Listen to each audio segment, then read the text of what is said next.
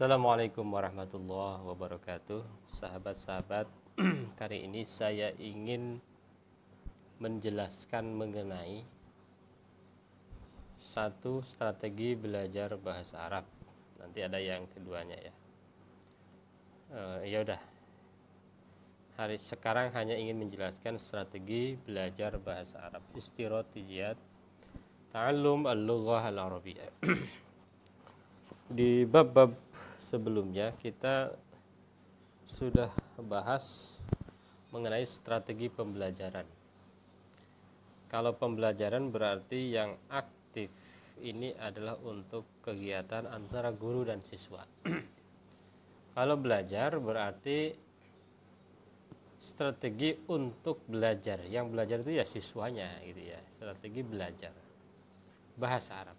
Jadi siapapun yang ingin belajar bahasa Arab, dia harus menggunakan strategi ya. Strateginya beragam dan bermacam-macam. Di sini nanti akan sedikit disinggung ya. Apa itu strategi belajar? Strategi belajar adalah langkah-langkah yang diikuti siswa atau mahasiswa untuk menguatkan belajarnya. Khutuwatun yattabi'uha tullab min ajli ta'ziz ta'allumihim. Ya kan, jadi strategi ini khusus dilakukan oleh seorang yang belajar itu ya, mahasiswa atau siswa, agar ia bisa sukses dalam belajarnya. Jadi tanpa strategi yang tepat di dalam belajar, maka seorang siswa atau mahasiswa tidak akan sukses untuk belajarnya. Definisi lain tentang strategi belajar adalah kulul amaliyat wal af'al al-maqsuda allati yuaddiha al-muta'allim qabla aw athna aw ba'da ta'amulihi ma'al mada al-ilmiyah allati yatafa'al ma'ha liyaj'al ta'allumuha ashal wa asra wa abqa wa akthar imta'an wa fa'iliyatan. Jadi setiap proses kegiatan yang ditujukan untuk dilakukan oleh seorang siswa sebelum, selama, dan setelah berinteraksi dengan materi, agar belajarnya menjadi lebih mudah, lebih cepat, lebih lebih nempel dan lebih menarik, lebih nikmat dan lebih efektif. Tuh, itu strategi. Jadi gimana caranya kita itu enak gitu, belajar itu enak, belajar itu mudah, belajar itu cepat, belajar itu awet ingatnya gitu ya. Itu namanya strategi ya.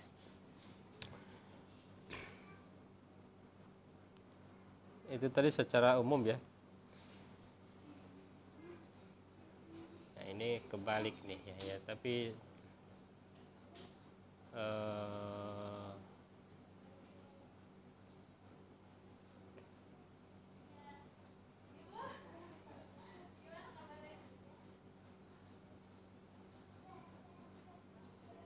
oke.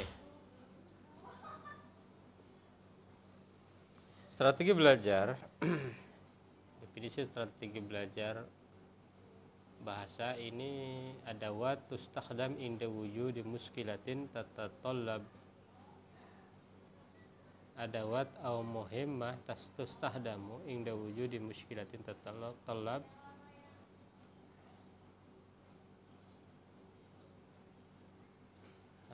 tatatallab itu ada yatahaqqaq. Nah, ini kebalik ya, kebalik nih, harus dibaca di apa namanya, di laptop ini kebalik nih. Oke, lanjut aja dulu. Jadi strategi belajar meliputi keterampilan belajar, jadi learning skill atau keterampilan belajar, bagaimana belajar, learning to learn skill, keterampilan berpikir, dan keterampilan menyelesaikan masalah. Banyak siswa atau mahasiswa yang sukses dalam belajarnya, mereka lah orang sesungguhnya memiliki strategi yang tepat. Tak aneh pula jika dalam satu kelas ditemukan banyak siswa atau banyak siswa yang kurang sukses dalam belajar. Jadi itu ya penting, jadi dari sisi siswanya ya.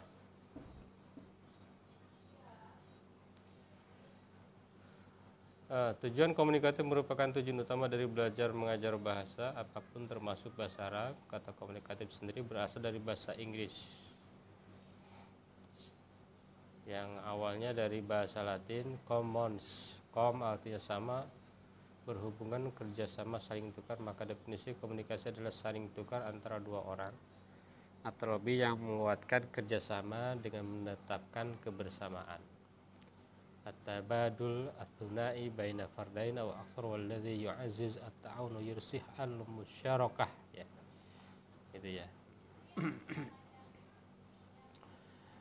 Kompetensi komunikatif sendiri adalah kemampuan berkomunikasi baik dalam bahasa lisan maupun bahasa tulis yang terdiri dari 4 keterampilan menyimak, berbicara, membaca, dan menulis. Ini ada beberapa strategi belajar bahasa Arab ya. Oke, ada beberapa strategi belajar bahasa Arab. Yang pertama adalah strategi memori. Jadi kita udah ingat bahwa strategi itu adalah langkah-langkah umum itu ya. Jadi setiap strategi apapun dari beberapa strategi ini ya, ada strategi memori, ada strategi kognitif, ada strategi kompensasi, strategi metakognitif, strategi afektif, strategi sosial. Ada 6 ya. Nah, ini semua adalah langkah-langkah umum yang harus dilakukan oleh seorang siswa ketika dia akan ingin belajar dengan sukses. Misalnya yang pertama adalah strategi memori, istiratijiyat tadzkiriyah. Yang pertama adalah kegiatan menghubungkan pikiran. Jadi semacam mengkontekskan materi dengan materi sebelumnya. Itu diingatkan pengetahuan konteks siswa seperti apa. Yang kedua, menggunakan gambar dan bunyi. Ada gambar, ada bunyi. Yang ketiga, ulasan yang baik, al-muraja'ah al-jayyidah. Yang keempat, melakukan kegiatan gerak. Gitu ya. Kegiatan menghubungkan pikiran terdiri dari klasifikasi kelompok. Oke. Klasifikasi kelompok klasifikasi kelompoknya itu seperti apa gitu ya. Ini pengetahuan awalnya seperti apa. Yang kedua, mengasosiasi dan merinci, at-tada'i wat tafsil, mengasosiasi dan merinci. Yang ketiga, menggunakan kata baru dalam teks, istikhdam al-kalimat al-jadidah fi nusus. Jadi ada berapa tadi kegiatan menghubungkan pikiran gitu ya. Menghubungkan pikiran, jadi mengingat materi lama intinya ya. Yang kedua, kegiatan menggunakan gambar dan bunyi terdiri dari bergambar, menggambar ya. Gambar bermakna, surah al-simah, menggunakan kata-kata pembuka, kata-kata yang ada dalam ingatan. Itu yang kedua. Yang ketiga, ulasan yang baik terdiri dari ulasan struktural.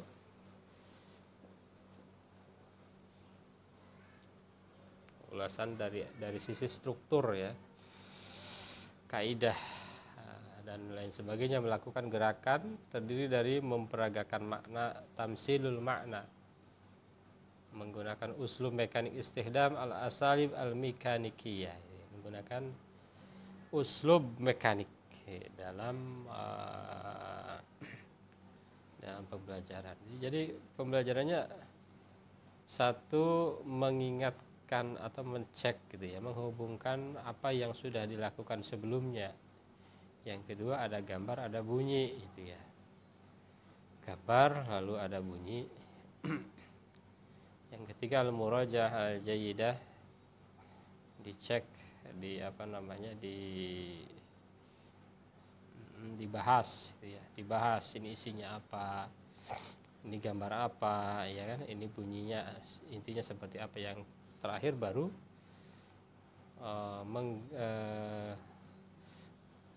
simulasi ya, semacam simulasi, kira-kira mana ya, semacam simulasi ya. Itu strategi memori gitu. Jadi berarti memori itu artinya adalah mengingatkan dulu konteks siswa. Misalnya tentang fil fasli itu dia kontekan dulu di kelas itu ada apa saja gitu ya. Di kelas itu misalnya ada benda apa saja, lalu baru disajikan gambar dan bunyi. Ini misalnya ini gambar saburoh, bunyinya saburoh gitu, ada gambar ada bunyi, lalu dibahas saburoh dari sisi tulisan, hadhihi saburoh, as-saburoh 'alal ha'id. Oke, lalu terakhir baru siswa diajak untuk memperagakan gitu ya. Memperagakan bisa dengan menunjuk. Kalau kata-kata itu tidak bisa diperagakan. Kalau julusan kiaman kan bisa diperagakan ya. Kitabatan iqra, qiraatan itu bisa diperagakan. Tapi kalau sabura 'alal haid ya mungkin ditunjuk. Ya, itu yang dimaksud dengan memori. Jadi ada 4 langkah ya, 4 langkah besar dalam strategi memori. Jadi tidak seperti kita ya, menghafal itu betul-betul menghafal kata-katanya saja. Ini memori itu bukan berarti hafal hanya verbal, tapi semuanya berarti kan dari mulai pemahaman dulu, dipahamkan dulu gitu konteksnya. Oke, yang kedua strategi kognitif istiratijiyat ma'rifiyah. Langkah-langkahnya: 1, latihan. Ada latihan. 2, menerima dan mengirim informasi. 3, analisis dan menyimpulkan dan mengkoordinasikan input dan output. Latihan terdiri dari kegiatan mengulang, karir, raddid, menulis, mengenal bentuk, sigoh, tarkib dan menggunakannya, mengkoneksi. Latihan biasa alami gitu ya. Itu jadi yang dimaksud. Jadi yang pertama mekanis seperti ya. Kognitif itu yang pertama artinya mekanis dulu ya. Jadi langkah yang pertama ini sangat mekanis. Jadi mengulang aja, Muhammad, babun, hadza babun, ini pintu dan lain sebagainya ya. Oke, selanjutnya menerima dan mengirim informasi terdiri dari pengetahuan, mengambil ide,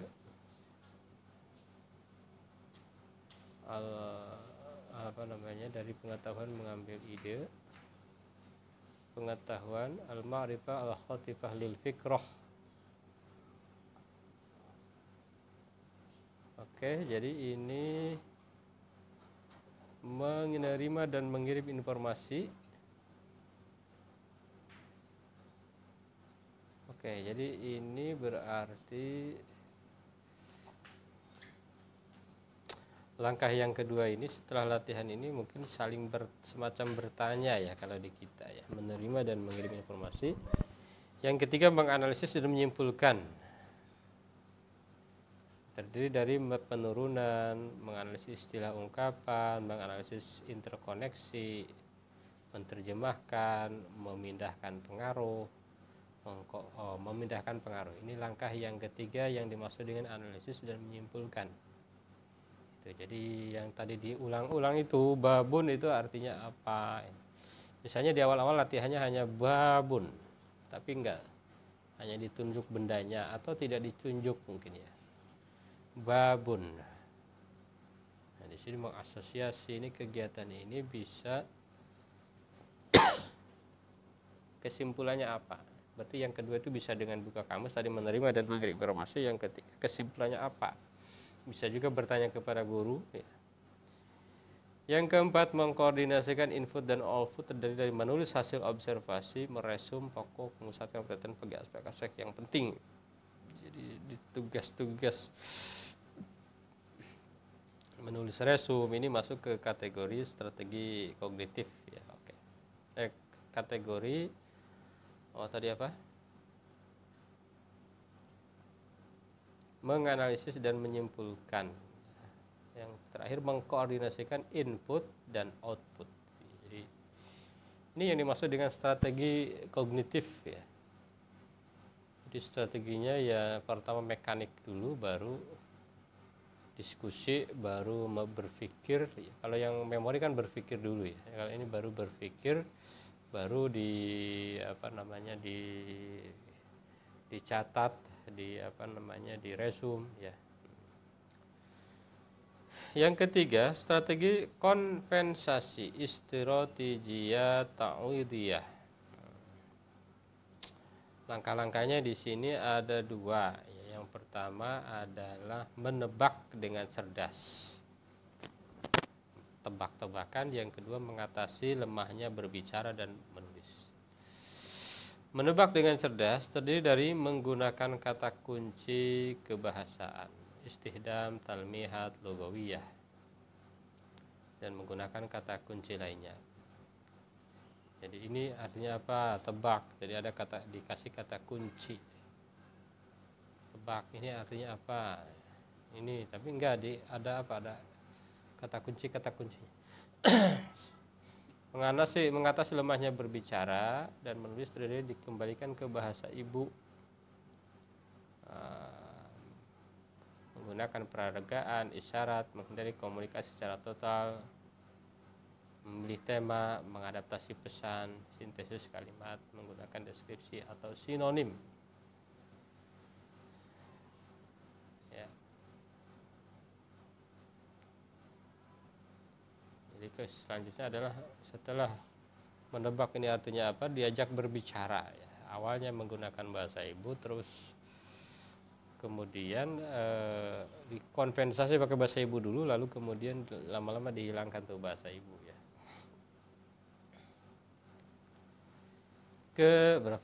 Keempat, strategi metakognitif istiratijiyat fauqal ma'rifiyah. Terdiri dari fokus pada proses belajar ya. Fokus pada proses belajar, mengorganisasi dan merencanakan untuk belajar, dan evaluasi belajar. Fokus pada proses belajar meliputi memandang secara komprehensif dan menghubungkan hal baru dengan pengetahuan sebelumnya. Oke, jadi siswa itu diarahkan untuk menyimak total ya. Yang dimaksud dengan fokus pada proses itu menyimak total. Lalu guru jelaskan ya bahwa ini dikaitkan dengan materi yang akan diajarkan, ini dikaitkan dengan pengetahuan siswa sebelumnya seperti apa. Kedua, mengorganisasi dan merencanakan untuk belajar, memahami proses belajar bahasa, melakukan organisasi, menentukan tujuan umum, memahami tujuan, urgensi kebahasaan.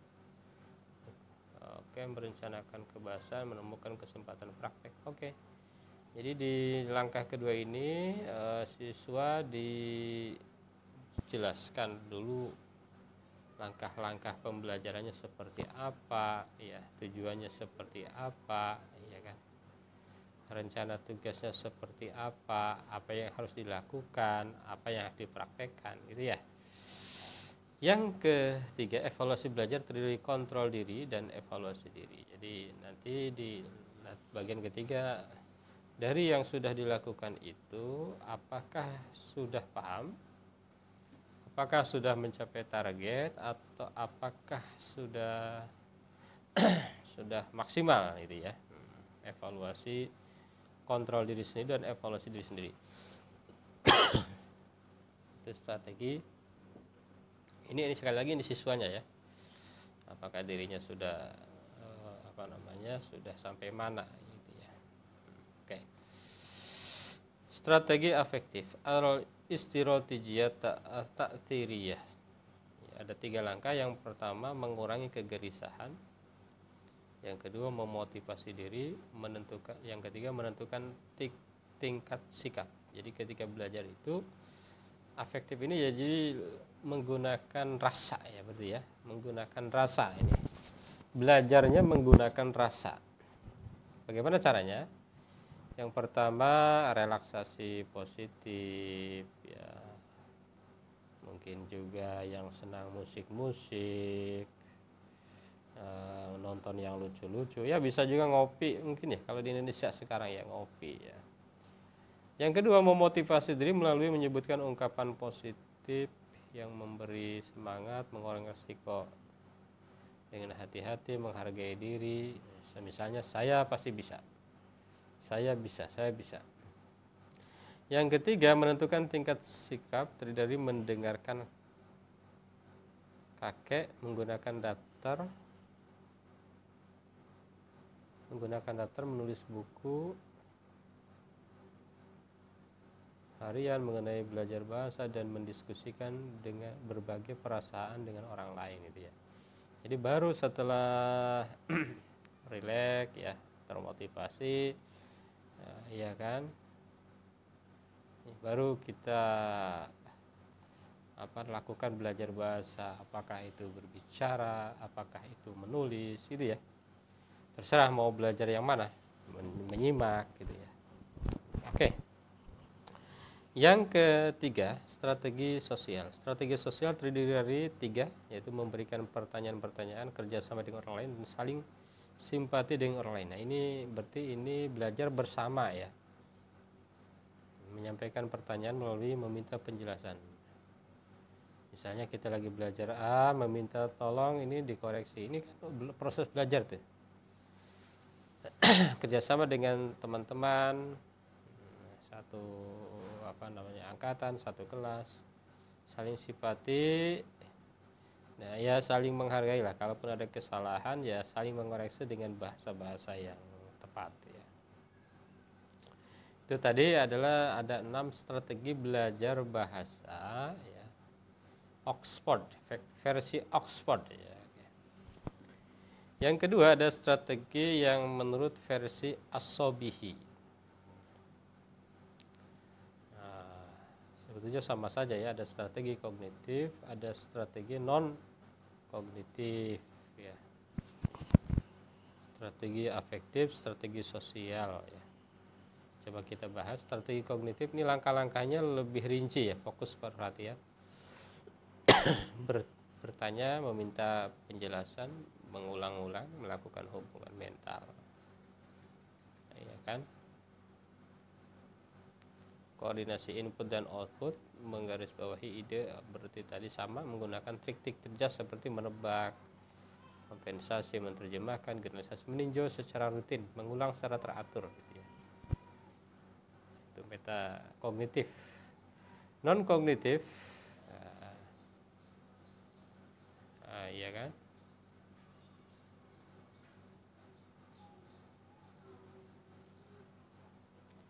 strategi organisasi yang meliputi pre-regulasi berupa kegiatan survei komprehensif dan pemikiran umum mengenai kegiatan pengajaran diharapkan dan menimbulkan pembuatan perencanaan yang diharuskan untuk mensukseskan tujuan sementara dan jangka panjang, dan penjadwalan waktu, memahami proses belajar bahasa, menunda bicara, serta fokus pada menyimak dan menemukan kesempatan proses latihan. Kedua, kontrol dan evaluasi belajar. Non kognitif ini berarti sama dengan tadi ya,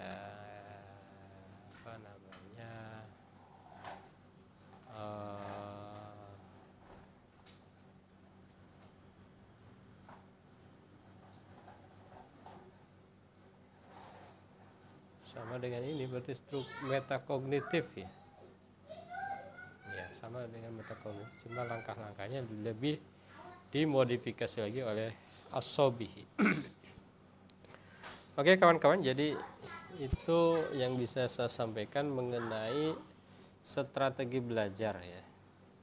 Strategi belajar jadi adalah langkah-langkah yang harus dilakukan oleh siswa dalam rangka mempercepat mencapai tujuan. Kalau dalam bahasa itu bukan hanya mempercepat, jadi materinya itu lebih nempel gitu ya, mendarah daging ya, bukan hanya dia peroleh tapi juga mendarah daging di dalam diri seorang siswa.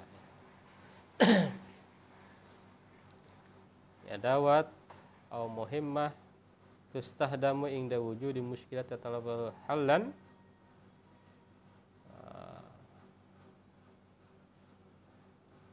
itu ada au liyatahaqqaq hadaf au ardun liyunjiz wa ala sabil misal yastahdam al muta'ahad al istirwatijiyat al istidlaliyah au takhminiyah litaghalub ala su'ubati fahmil qiraah. Nah, ketika pada konteks belajar membaca dia gunakan takhmin tadi kan, menebak ya. Nah, kalau menebak itu berarti strateginya yang dipakai kompensasi ya. Menebak dengan cerdas itu ada strategi kompensasi. Jangan sedikit-sedikit buka kamus itu ya. Sedikit. Jadi tebak dulu baru kalau udah tidak nyambung baru membuka kamus. Teman-teman, sebetulnya saya udah melakukan dialog dengan mungkin guru-guru kita juga ya, guru-guru teman-teman juga yang namanya Ustadz Izdian. Di situ saya bertanya bagaimana strateginya belajar bahasa Arab. Ya. Nah, Ustadz Izdian ini strateginya adalah yang pertama adalah belajar menterjemah Quran. Yang kedua adalah dengan cara mapping ya. Saya kira ini hanya 6 ya strategi di sini. 6 yang Pak Sobihi tadi sebetulnya hanya beda bahasa ya. Jadi 6 strategi dan kita bisa membuat strategi belajar yang lain yang dianggap mensukseskan ya. Dan itu kalau dibukukan, kalau itu dibukukan strategi-strategi tokoh-tokoh atau orang-orang yang sukses belajar bahasa Arab, itu akan sangat bagus dan bermakna untuk banyak orang ya, bisa ditiru, bisa dijadikan inspirasi untuk bisa belajar bahasa Arab lebih baik lagi.